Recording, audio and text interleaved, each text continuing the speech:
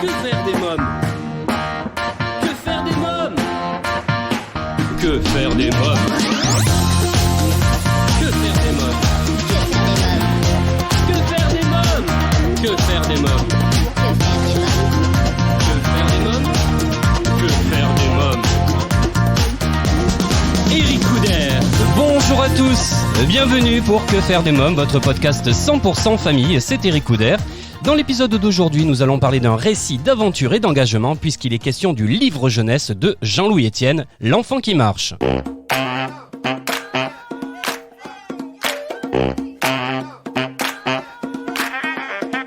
Bonjour Jean-Louis Etienne. Bonjour. Alors vous êtes médecin spécialiste de nutrition et de biologie du sport, vous avez participé à de nombreuses expéditions en Himalaya, au Groenland, en Patagonie, et vous êtes le premier homme à avoir atteint le pôle Nord en solitaire, tirant vous-même votre traîneau pendant 63 jours. Vous publiez aux éditions Plume de Carotte L'enfant qui marche, un livre passionnant dans lequel vous racontez votre parcours. Jean-Louis Etienne, comment est né ce projet de livre ? Ce projet de livre, en fait, il est né de conférences que je fais assez souvent dans les établissements scolaires, un peu à tous les niveaux. Et j'aime bien m'adresser aux jeunes pour leur donner envie, si vous voulez, leur donner envie. C'est ça qui est important. Et ils me demandent tout le temps comment est-ce qu'on devient explorateur. Oui. Et je leur dis, il faut un métier. Oui. Il faut un métier. À partir du moment où vous avez un métier, vous pouvez entrer dans par exemple, la France a une base française à l'Antarctique et ils embauchent tous des garçons et des filles qui sont menuisiers, charpentiers, soudeurs, scientifiques. Mais il faut un métier. Et moi, c'était la médecine qui m'a donné accès à toutes ces grandes expéditions. Alors, ce livre est coécrit avec Florence Tinard et les illustrations sont de Marc Nguessan. Il est vraiment très réussi. Comment avez-vous travaillé ensemble ? Moi, j'ai parlé de mon existence, si vous voulez. Elle est venue à une conférence que j'ai faite pour voir la façon dont je m'adresse au public. C'était un public à la fois de parents et d'enfants.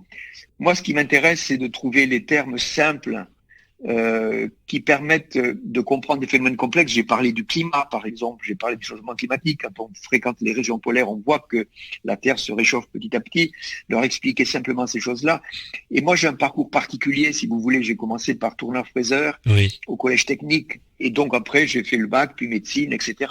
Et donc, ce qui m'intéresse, c'est de dire aux jeunes que leur capital, c'est eux, c'est eux la richesse, quoi. Et que on a des choses en soi que l'on ignore. Et ce qui m'intéresse, c'est de leur dire, voyez mon parcours, moi j'ai commencé comme ça par la formation professionnelle, et puis voyez, j'ai fait ça parce que j'avais envie. Mais je leur dis tout le temps, quand vous avez une idée, c'est précieux une idée, vous voyez. C'est quand vous avez un truc où tout d'un coup vous dites, ah, putain, mais c'est ça que je voudrais faire.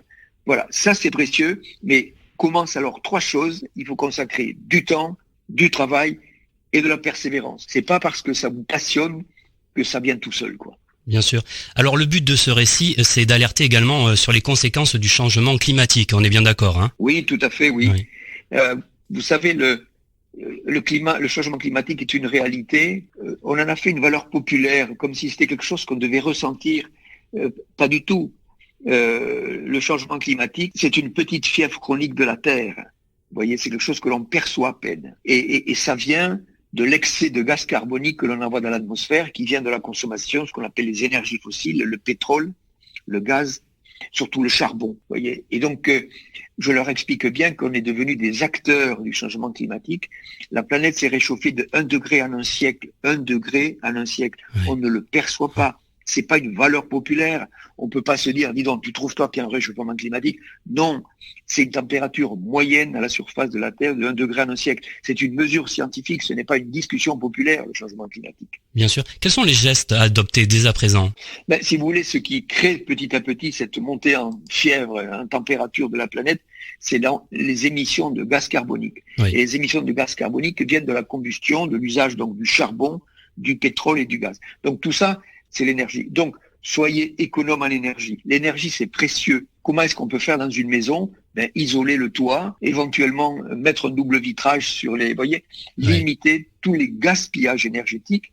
Puis, il y a, dans ces déplacements, beaucoup ont la possibilité de prendre les transports en commun, de marcher à pied. C'est quelque chose qu'il faut adopter. Il faut que ça devienne un réflexe. J'étais à Amsterdam la semaine dernière. C'est des foisons de vélos dans la ville, quoi. Mais tout a été fait pour que ça fonctionne, vous voyez. Et donc, ça veut dire qu'à un certain moment, il y a une décision politique de faire des rues qui sont réservées aux piétons. de manière à ce que les gens puissent se déplacer sans consommer, vous voyez. Donc ce sont ces gestes-là. Et puis ensuite, les industriels, bien sûr, et les hommes politiques doivent développer ce qu'on appelle les énergies renouvelables, c'est-à-dire celles qui utilisent les ressources gratuites de la planète, le vent, le soleil, la géothermie, qui donnent effectivement de plus en plus des moyens énergétiques et qui ne produisent pas de gaz carbonique. Alors Jean-Louis Etienne, vous avez parcouru les océans, les grands espaces sud-américains, affronté souvent en solitaire les terrains les plus hostiles de la planète à travers de nombreuses expéditions, je le disais au début, Antarctica, Erebus, Banquise, Clipperton. Quel enseignement en avez-vous tiré ? Écoutez, j'en ai tiré l'enseignement qu'il faut aller sur la voie de ses rêves, oui. Même si le chemin est difficile, vous voyez, oui. Parce que cette histoire de faire des expéditions, c'est quelque chose, je me rends compte, qui était inscrit en moi tout petit. Moi, je vivais à la campagne, j'aimais vivre dehors, je m'inventais des histoires d'expéditions quand il y avait du vent, de la neige, des choses comme ça. Et ça m'est toujours resté. Vous voyez, j'avais fait une liste de matériel pour aller camper dans les Pyrénées en hiver, j'avais 14 ans. Et donc, j'aimais cette idée d'expédition. Donc, j'ai fait des études de médecine, puis j'étais médecin, j'étais interne en chirurgie. Et tout d'un coup, cette envie de faire d'expédition était là. Je dis, mais c'est le moment de le faire. Et je suis rentré là-dedans et je me suis rendu compte que c'était quelque chose qui me donnait envie de poursuivre, qui me donnait de l'audace, qui me donnait de l'énergie. Et donc, je me suis engagé là-dedans.